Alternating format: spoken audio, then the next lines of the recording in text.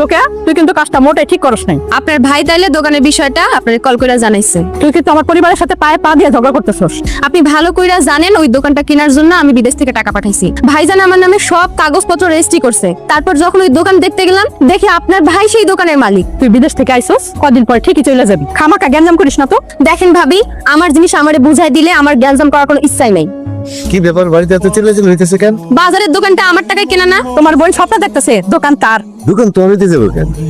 এটা তো আনসারের দোকান। মানে আমার টাকা দিয়ে তুমি তোমার শালারের দোকান কিনে দিছো? আরে তোর সুখের জন্যই তো এসব করতেছি। আনসারিলে আগে থেকে ব্যবসা ধরাই দিছি। আমার সুখ মানে? আরে আমরা আনসারিলে লোক খারাপ না, ওর সাথে বিয়ে হইলে তুই সুখে শান্তিতে থাকতে পারবি, বিদেশ যাওয়ার দরকার হইব না। আপনি আমার ভাই হয়ে এই কথা কইতে পারলেন? আপনি যে কাজটা করছেন, একটা শত্রু তো একটা শত্রুর সাথে এই কাজ করতে পারে না। আল্লাহ এটার বিচার করবে। তারেক, রোকেয়া তুমি? হ্যাঁ, মনটা খুব খারাপ, তোমারে খুঁজতেছিলাম। আমারে খুঁজতেছিলা কেন? বসো। আচ্ছা, তোমার মার সাথে কি কথা কইছো আমাদের বিয়ের ব্যাপারে?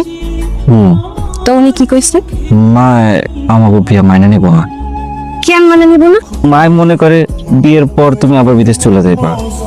বিদেশ তো যাওয়ান লাগবে, তাই এবার আমি একা যাবো না। তার মানে এবার আমার লগে আমি তোমারও বিদেশ নিয়ে যাব। মা আমার যাইতে দেব না। আমি বুঝতেছি না তোমরা সবাই মিলে আমার সাথে এমন করতেছো কেন? আমি কি তোমার উপকার করি নাই? তা তো আমি অস্বীকার করতেছি না, কিন্তু মা ছাড়া তো আমার কেউ নাই। মায়ের এই বসে রাখা কেমনে যাই কও? তোমার সাইরা আমি বিদেশে একা কেমনে পড়ে থাকবো? তোমার জন্য আমার পরাণ জ্বলবো না? তোমার ভাই ভাবি তো আমার চোখে দেখতে পারে না। বিয়া তো তোমারে আমি করুম। আমি দেখতেছি কি করা যায়। এত এতে আপনি কেন? রাত আর কই হইলো, মাত্র 11টা বাজে।